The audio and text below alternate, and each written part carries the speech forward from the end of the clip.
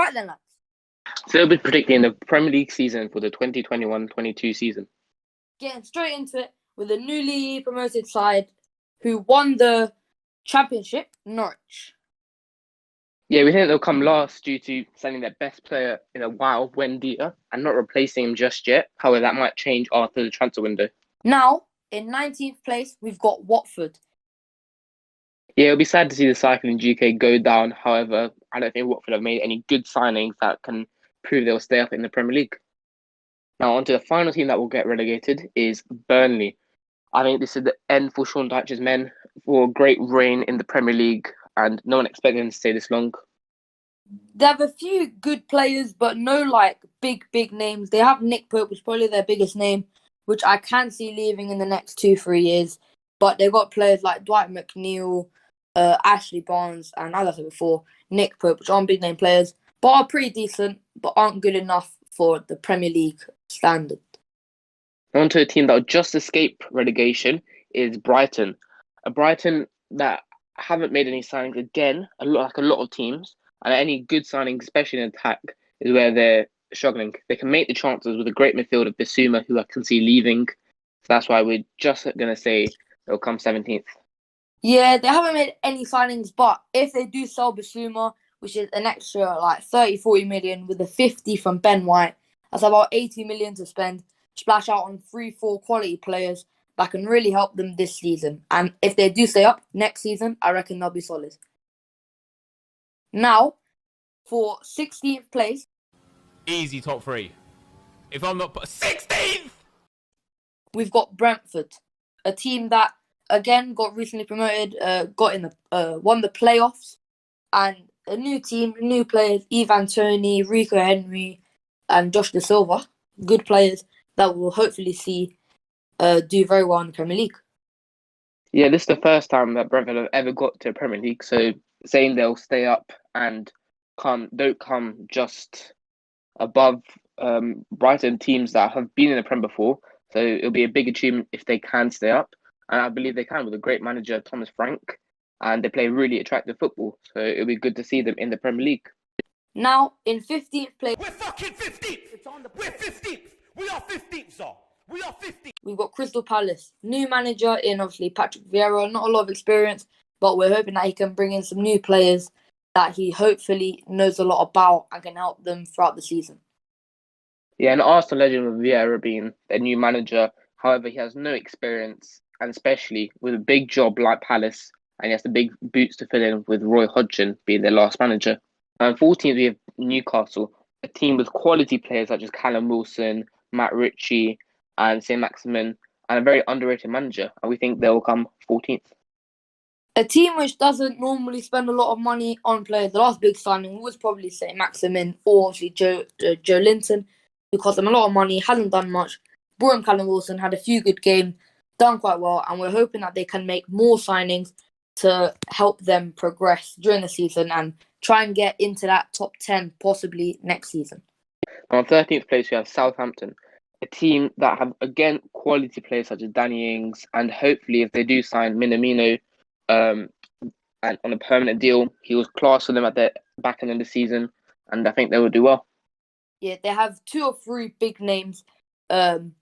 What's his name? James Ward-Prowse, Danny Ings, even a player coming through the ranks in Kyle Walker-Peters, came in from Spurs last season, been doing quite well, and I hope that Southampton do well because I do respect them. They're a good team. You can't really hate Southampton. They haven't done anything wrong. They have lost 9-0 twice in the past 2 seasons, but let's put that in the past. Quality team, and let's hope they progress next season. Now, in 12th place, we've got Wolves. This is great banter. It really is. With obviously their manager departing, Nuno Espirito Santo, who brought in this generation of Portuguese players such as Pedence, obviously getting rid of Jota, giving them a lot of money, and I'm hoping that they can continue with this Portuguese trend. Yeah, hopefully they will be progressing a lot higher than last year. But I just think their manager leaving is a massive blow to him. But luckily, Raul Jimenez is back, and hopefully he'll be fully fit for the Premier League season. Now, in 11th place, a team that I'm shocked that is in 11th place, but it is very respectable, is Everton. A team of good players Calvert-Lewin, obviously Pickford had an amazing year. It's not the best for Everton, but still pretty decent. They've got some money, I'm going to guess. A good team, very good board. So they can bring in new players to help them do very well this season. Yeah, I think they have a quality team, but losing Carlos Ancelotti is a massive blow to him. He was a great manager. Now gone to Real Madrid just shows how good he is. He's very respected, and I think this will be a poor season for Everton. Now on to 10th, West Ham, a team who did great last year, but they are going to struggle while competing with Europa League, which they are in, and with the Premier League as well. I just don't think they're going to have to make big signings to replicate what they did last year. Yeah, West Ham, I don't think they have the squad depth because of them being in Europe. They're going to have to rest big players, and I think that's going to lead to them not doing as well in the league. But I think they're going to prioritise the Europa League for them.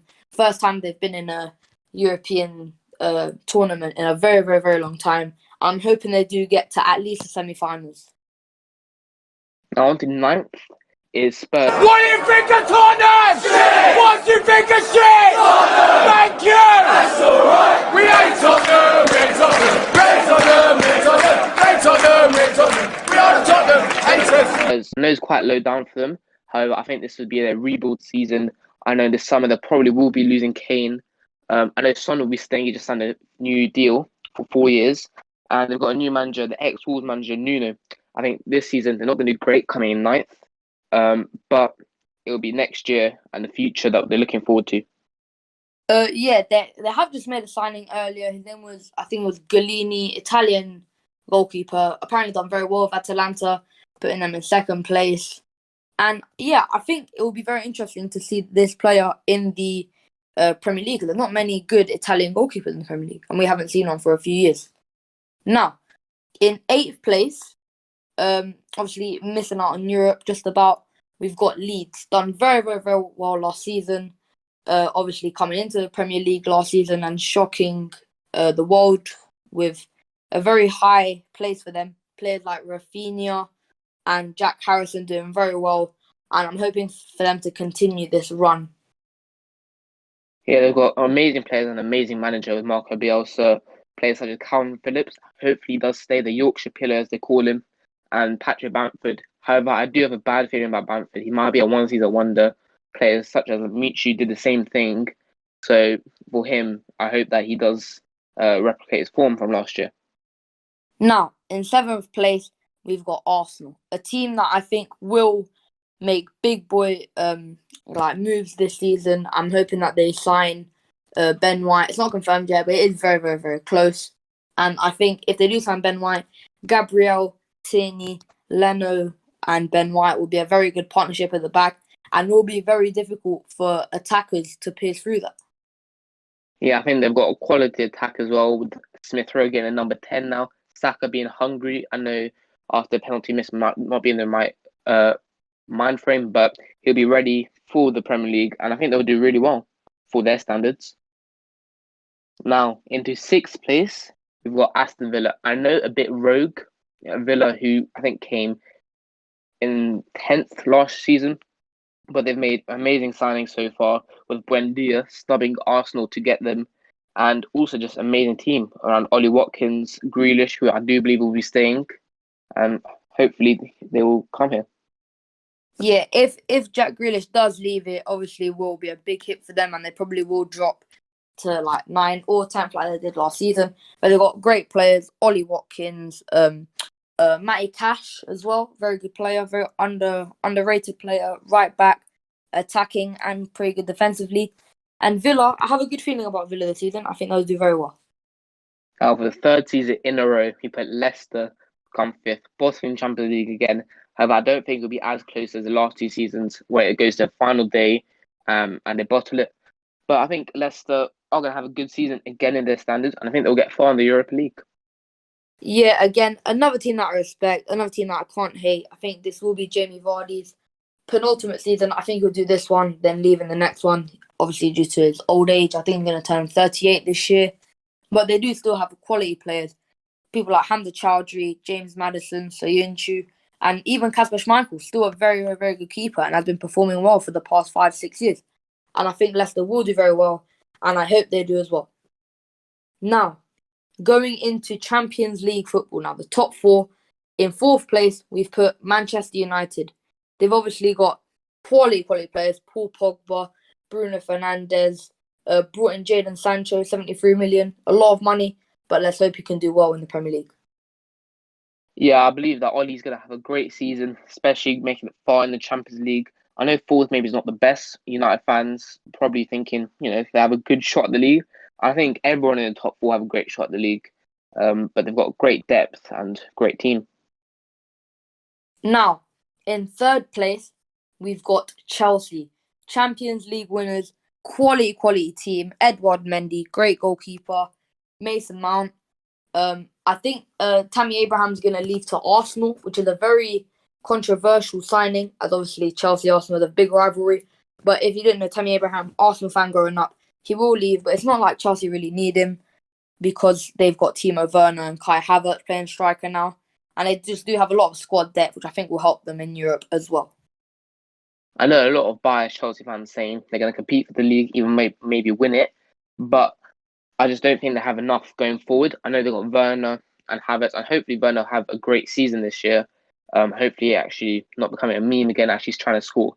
But I think the only way they can actually try to win the league is if they sign Haaland, which is very, very likely. Now, in second place, we put Liverpool.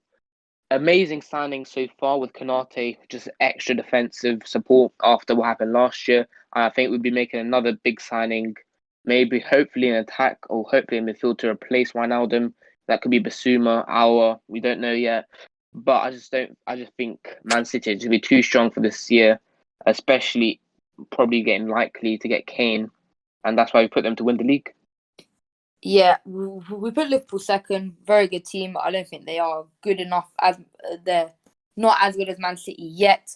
But I do think there is still a month left of transfer window. I think they'll come out and make a big boy signing. I don't think they'll sign Mbappe yet. Wait for the next 2-3 years. But we'll see. I do think they're going to make a ridiculous signing though, out of nowhere. And as we said, this leaves Man City to win the league, which is, again, probably the bookies' favourites and a lot of people's favourites. But I feel like anyone in the top four that can actually challenge for it, I think everyone who supports those clubs are going to say, we can actually win the league. But I think City are just too strong. And Kane, I think they're going to run away with it. Yeah, if Kane signs and Grealish, that would just be a dream to watch, having 3 Englishmen up front. Jack Grealish, Harry Kane, Raheem Sterling. Obviously, apparently Mahrez will leave. I've heard links of Sterling leaving as well. But I think after the Euros, Pep will give him a lot more chances and he will be very good next season. And let's hope he puts his confidence up and is able to score, unlike Timo Werner. Now, that's the table done. And now let's go on to individual awards such as Player of the Season, Young Player of the Season, Top Goal Scorer, Golden Glove, and Top Assist. As the Player of the Season, we've put Harry Kane. That is, if he does move to Man City, he'll probably confirm it. Players like Kevin De Bruyne and Sterling will help him out a lot to get these goals and even assists. Yeah, I think he's going to absolutely smash it next year. Even if he doesn't move, which is very unlikely, he still had an amazing season this year, robbed of winning it. And I reckon he'll win it next year. Now, for top assister will be Phil Foden. It was a tough one between Phil Foden and Kevin De Bruyne, but we put Phil Foden because Kevin De Bruyne is always injured for about 3 or 4 months of the season, being very injury prone. That's why I think Phil Foden will jump in and bag all of those assists. Yeah, if it wasn't Foden or De Bruyne, I think Kane can even get up there because the way Man City sometimes do like to play, or even Spurs, as a centre forward role, where Kane could fit in perfectly. His passing's amazing and his vision's amazing, as you've seen this season, winning the top assister as well. Now, for the breakthrough season, will be a Tottenham player, and it'll be Japhet Tanganga. A lot of people don't know much about him. If you don't know much about him, he's a Tottenham defender. The very first start in that defence, plays fullback and centre-back. And we think he'll break through because Toby Alderweireld, we think that he doesn't have it anymore. And we think Japhet Tanganga, being their third choice centre-back, will jump in and he'll be amazing next season. Yeah, it does help when you're that versatile. You can play anywhere in the defence, and it will help when you have Lloris behind you. So you've got a bit of experience around you, and I think you'll have an amazing season. Now, the biggest flop is a bit of another controversial one. Is Mason Greenwood, which is going to be hard for him to get game time when you've got players such as Rashford, Cavani, and the new signing Sancho ahead of him, and he's going to have so much pressure on him, especially not going to the Euros because of injury. So he's going to have a lot of pressure, and when he does get games, I just don't think he can deal with it just yet. Yeah, he is a very good player, but we think he won't be able to withstand all of the pressure.